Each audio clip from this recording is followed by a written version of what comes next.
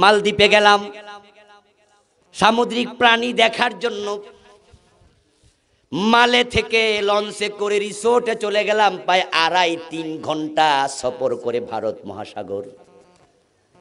ওখানে যাওয়ার পরে রিসোর্ট ঢুকলাম, সেখানে অনেক সিন দেয়া আছে, সিনারি বড় বড় করে ফটো করা। এক জায়গায় দেখলাম শার্ক এরিয়া। শার্ক এরিয়া, এখানে আছে শার্ক। শার্ক মানে হলো ওই মাছ যে মানুষ খাইলায়, হাঙ্গর। জিজ্ঞাসা করলাম শার্ক এরিয়া তোমরা এটাকে নির্ধারণ করলা, ঘটনা কি? আমরা যারা টুরিস্ট আছে তাদেরকে বলে দেই, যদি নিজ দায়িত্বে নৌকা টৌকা নিয়ে যাও ওই এরিয়ায় যেও না, যদি নৌকা থেকে পড়ে যাও বেঁচে ফিরবা না। তা আমি বললাম তো এই এরিয়াগুলো, কয় যে এগুলোতে শার্ক নাই, এগুলোতে আপনি সাঁতার কাটেন, কোনো অসুবিধা নাই। ও বন্ধু, ডুবুরিরা যেমন মাস্ক পরে সাগরের তলদেশে মাছের সাথে খেলে, ওই এরিয়া গিয়েছিলাম মাস্ক পরে অক্সিজেন নিয়ে পানির ভারত মহাসাগরের ভিতরে নেমেও ছিলাম। খাবার দিল, হাতের খাবার ছেড়ে দিলাম, হায় রে মাছ খাবারের জন্য আসে, গায়ে কামড়ায়, হাতে কামড়ায়, কি মজা লাগে, মনে হয় যেন চুমু দিচ্ছে। আমি এই কাহিনী কেন শোনালাম এবার বোঝেন। কাহিনী শোনালাম শার্ক এরিয়া, হাঙ্গরের জন্য এরিয়া নির্ধারণ করা। সেখানে কোনো জাল আছে নাকি? ওয়াল আছে?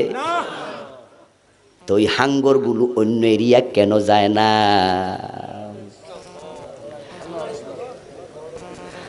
ও মুসলমান, এতে বোঝা যায় সমুদ্রের পানির জন্য আল্লাহর আইন আছে না নাই?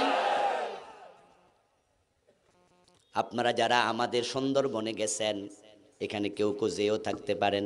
2001-এ আমি গিয়েছিলাম সুন্দরবনে, 2.5-3 মাইল ভিতরে ঢুকেছিলাম, সাথে পিস্তল রাইফেল টাইফেল নিয়া, বন বিভাগের লোক সাথে নিয়া। জিজ্ঞাসা করলাম বাঘ যদি আক্রমণ করে, আমরা তো আছি, গুলি করে দেবো। তবে স্বাভাবিকত বাঘগুলো এ অঞ্চলে আসে না। আমি কইলাম কেড়ে আসে না?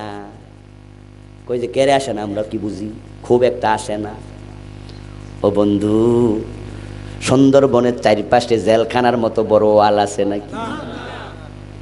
কিন্তু সুন্দরবনের বাঘ তারা উপকূলে কুলে আসে না, যদি আসে পথ ভুলে আসে, কারণ তাদের জন্য আল্লাহর আইন আছে না নাই? তাই জঙ্গল চলবে আল্লাহর আইনে, তোমরা জঙ্গলে যাওয়া দরকার নাই পশু পাখি শাসন করার জন্য।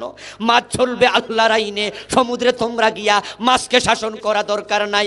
আকাশ চলবে আল্লাহর আইনে, মঙ্গল গ্রহে গিয়ে, চাঁদের দেশে গিয়া চাঁদ মঙ্গল গ্রহকে চালানো দরকার নাই।